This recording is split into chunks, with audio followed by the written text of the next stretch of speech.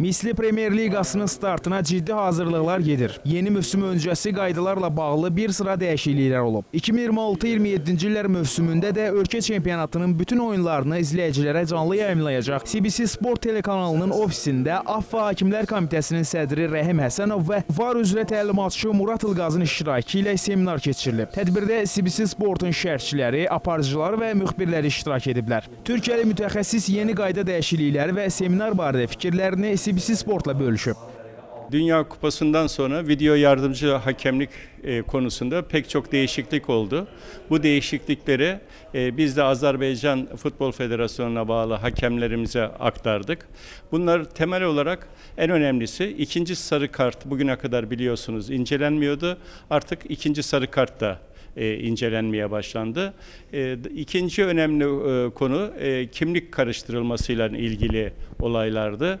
Şimdi artık sadece bir takım değil, iki takımdan da bir kimlik karıştırılması söz konusu olursa video yardımcı hakem müdahale edecektir.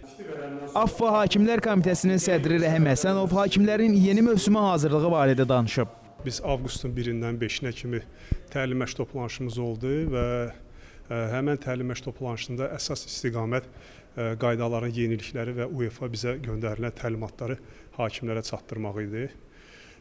Düşünürəm ki, hakimlər yaxşı qavrayıb qaydaların dəyişiklikləri və ümumiyyətcə bu qaydaların dəyişiklikləri biz klublara da göndərmişik.